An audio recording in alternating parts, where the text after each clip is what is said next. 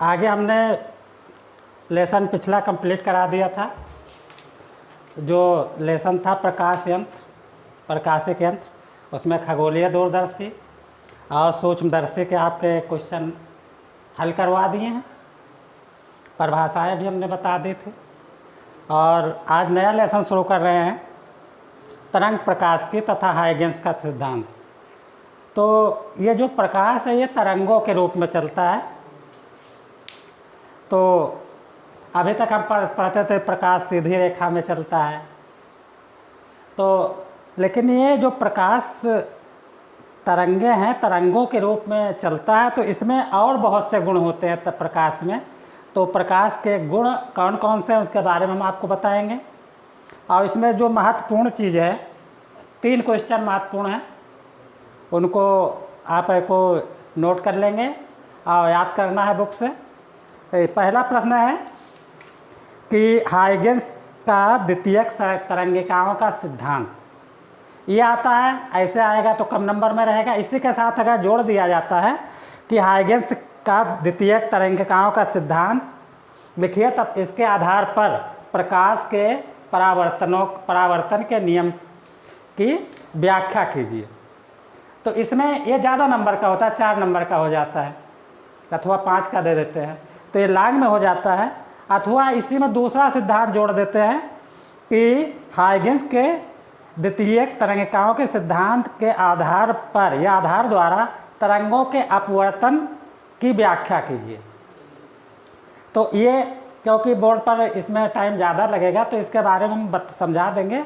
और लेकिन ये दोनों तीन प्रश्न बनते हैं और इसको तैयार कर लिए। दोनों में तो एक कॉमन है कि आएगा हाइगेंस के द्वितीयक तरंगिकाओं का सिद्धांत, तो ये तो दोनों में लिखना रहेगा। इसको तैयार कर लेंगे। परावर्तन और अपवर्तनों के इसके आधार पर नियमों की व्याख्या करना है, इसको तैयार कर लेंगे। तो इसमें से ये 3 क्वेश्चन बनते हैं आपके, जो ज़्यादा इम्पॉर्टेंट है, तो इसको आप तैयार कर लेंगे। और हम इसमें आपको अभी प्रकाश के गुण के बारे में बता रहे थे, तो प्रकाश के गुण के बारे में पहले व्याख्या कर लेते हैं। अभी तो एक ही 2 गुण आपको मालूम थे कि प्रकाश एक सीधी रेखा में चलता है, अगर प्रकाश को तिरछा कर दे तो प्रकाश नहीं जाता है। लेकिन हम अब दूसरे गुणों के बारे में बात करेंगे, क्योंकि ये प्रकाश के संबंध में बहुत से गुण इसमें हैं जो बताए गए हैं। तो इसका मतलब है कि तरंग प्रकाश की, प्रकाश जो है वो तरंगों के रूप में चलता है। तो पहला गुण है जो हम बता रहे थे, प्रकाश के गुण। प्रकाश के गुण नंबर 1, प्रकाश सरल रेखा में चलता है। रेखा में चलता है। प्रकाश एक सरल रेखा में चलता है। इसके बारे में आप प्रयोग भी आगे के कक्षाओं में पढ़ चुके हैं कि अगर ये एक छेद ए है, एक छेद ए है, एक छेद ए, यहाँ पर कोई पर बल्ब जल रहा है, तो अगर ये सीधी रेखा में है तब यहाँ से देखने पर प्रकाश दिखाई देता है। अगर एक हम छेद को थोड़ा, ये जो छेद है मान लीजिए, इसको नीचे कर दें तो ये प्रकाश नहीं दिखाई देता है। ये दफ्ती के टुकड़े हैं, यहाँ प्रकाश है, यहाँ पर ये 2 सीध में, लेकिन इसको हमने नीचे कर दिया तो प्रकाश नहीं दिखाई देता है। यानी प्रकाश जो है, अगर ये तीनों छेद एक सीधे में नहीं है तो प्रकाश जो है आपको नहीं दिखाई देगा, यानी ये बल्ब नहीं दिखाई देगा। या कोई वस्तु रखी है तो अगर ये तीनों एक सीध में नहीं है, छेद में, तो आपको नहीं 2 ही ले लीजिए। हम 3 की बात करते हैं, अगर 3 ले लें, 2 ले लें। अगर हम 2 ही की बात करें तो अगर इसको सीध में दिखाई देगा और अगर इसको थोड़ा सा नीचे कर दें तो नहीं दिखाई देता। तो पहला है कि प्रकाश जो है एक सरल रेखा में चलता है। दूसरा गुण इसका अभी आपको हम कहें कि बहुत कम बताया गया है, अब आगे और भी गुण चलेंगे। प्रकाश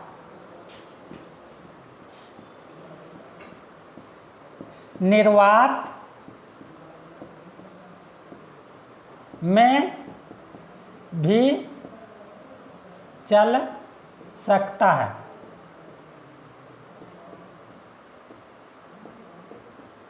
प्रकाश निर्वात में भी चल सकता है। निर्वात का मतलब है कि जहाँ पर कोई चीज़ ना हो, हवा भी ना हो, तो जो सूर्य का प्रकाश है और चंद्रमा का प्रकाश है और नक्षत्रों का जो रोशनी है हमारे पास तक जो पहुँचती है वो निर्वात से होकर भी पहुँच आती है। अगर निर्वात में ना चलते तो जो सूर्य का प्रकाश है और तारों का प्रकाश है और जो चंद्रमा का प्रकाश है ये सब हमारे पास तक नहीं पहुँच सकता था। तो ये आपका दूसरा गुण हो गया। तीसरा गुण है प्रकाश में परावर्तन होता है। प्रकाश में परावर्तन होता है। आपको परावर्तन बताया गया, इससे पहले परावर्तन के बारे में बता चुके हैं। परावर्तन के क्या नियम है, परावर्तन किसे कहते हैं। तो ये प्रकाश में परावर्तन भी होता है, जो आप देख चुके हैं कि प्रकाश जब कोई चिकने तल पर टकराता है तो उससे टकरा करके वापस लौट जाता है। तो इसको हम प्रकाश का परावर्तन कहते हैं। तो इसके बारे में पूरा लेसन विस्तार से आपको बता चुके हैं। और चौथा गुण इसका है जो इसको भी पढ़ा चुके हैं, प्रकाश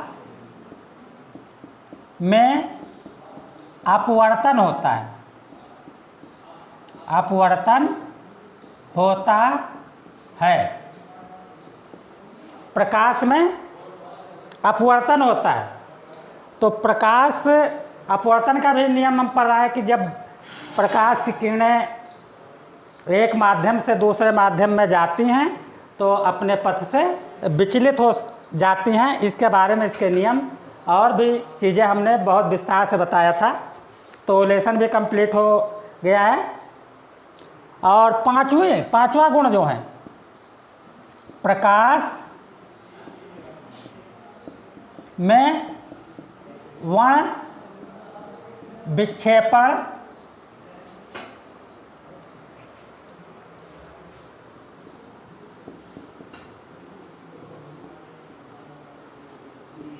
प्रकाश में वर्ण विक्षेपण होता है।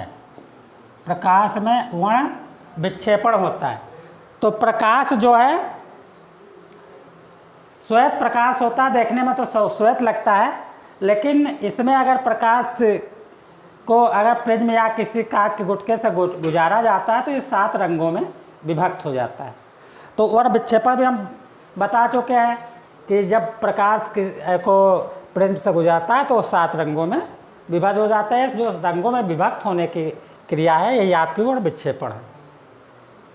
इसके बारे में भी बता चुके हैं। अब नई चीज़ें आ रही। छठा जो गुण है इसका, प्रकाश में व्यतिकरण होता है।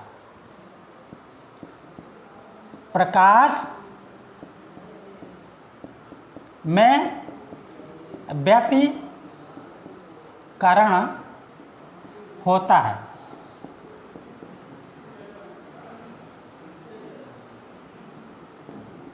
प्रकाश में व्यतिकरण होता है। व्यतिकरण आगे लेसन है, पूरा का पूरा लेसन है, लेकिन इसके बारे में थोड़ा आपको बता दे रहे हैं। जब एक ही रंग के दो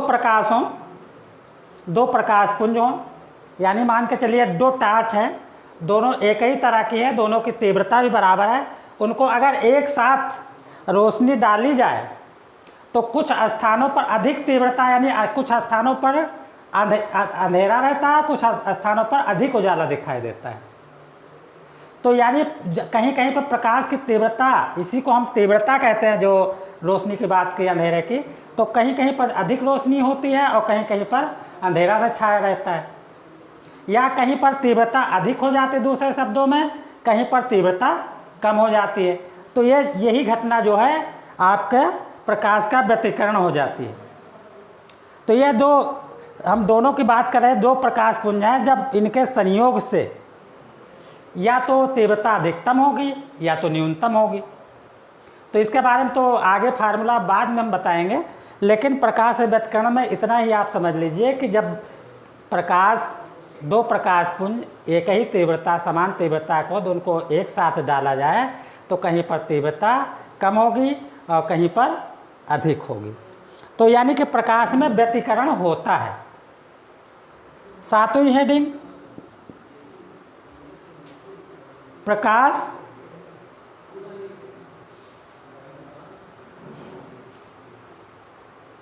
में विवर्तन होता है।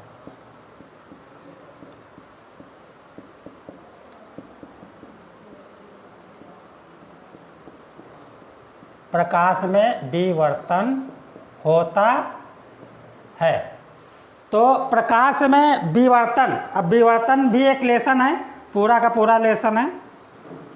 तो प्रकाश के अभी तक तो हम ये पढ़ रहे थे कि प्रकाश सीधी रेखा में चलता है, लेकिन अगर प्रकाश के मार्ग में कोई अवरोध आ जाए तो प्रकाश क्या करता है कि उससे टकरा के किनारे से निकल जाता है। अगर मान लीजिए कि ये यहाँ पर कोई गाड़ी जा रही है, बस जा रहा है, तो इसकी रोशनी यहाँ पर पड़ रही है, तो ये प्रकाश को सीधी रेखा में जाना चाहिए। लेकिन अगर ये बीच में अवरोध उत्पन्न हो गया तो इससे कट करके इधर को और इधर को ये प्रकाश निकल जाता है।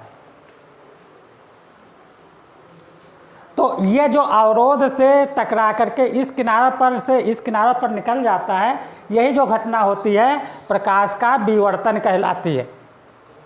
ये लेसन है, भी एक पूरा है। उसके बाद में प्रकाश में ध्रुवण होता है। प्रकाश में ध्रुवण होता है। प्रकाश में ध्रुवण होता है। इसमें जो टूरमैलीन होता है, इसका भी लेसन है। इसके दो क्रिस्टल लेते हैं और इनके बीच से प्रकाश को गुजारा जाता है। लेकिन जब दो टूरमैलीन के टुकड़े हैं, एक टुकड़े को जरा से भी घुमा देते हैं तो इन जो प्रकाश की तीव्रता ये कम हो जाती है या तो अधिक हो जाती है, उसमें परिवर्तन हो जाता है तीव्रता में।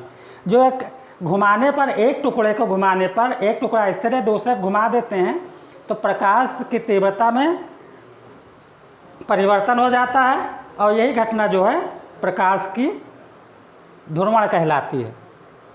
9वीं हेडिंग है, प्रकाश पदार्थ से इलेक्ट्रॉन उत्सर्जित कर सकता है। प्रकाश पदार्थ से इलेक्ट्रॉन उत्सर्जित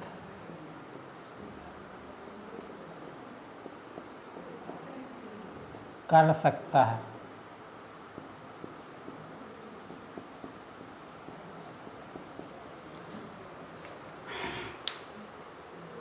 तो अगर प्रकाश किसी धातु पर अगर हम गिराएं प्रकाश अधिक, तो उससे इलेक्ट्रॉन उत्सर्जित होती हैं, और ये जो घटना होती है प्रकाश का वैद्युत प्रभाव कहलाती है। ये भी एक लेसन है, प्रकाश का वैद्युत प्रभाव। तो इस प्रकार से प्रकाश के हमने आपको 9 गुण बताए। अभी तक आपको बहुत कम गुण मालूम थे। ये आगे कुछ लेसन आपके अपवर्तन तक, ये विक्षेपण तक पढ़ चुके हैं। ये बाकी आपके जो 1, 2, 3, 4 ये आप तो ये 3 लेसन, ये प्रकाश निर्वात में ये 3 लेसन पढ़ चुके हैं। 3 आपके लेसन ही हैं जो आगे पढ़ाएंगे। और अगले दिन हम प्रकाश क्या है, हाइगेंस के प्रकाश के तरंगिकाओं के सिद्धांत के बारे में बताएंगे। और इसके बाद में हमने जो क्वेश्चन बताए हैं इसको नोट करके आप तैयार कर लेंगे। धन्यवाद।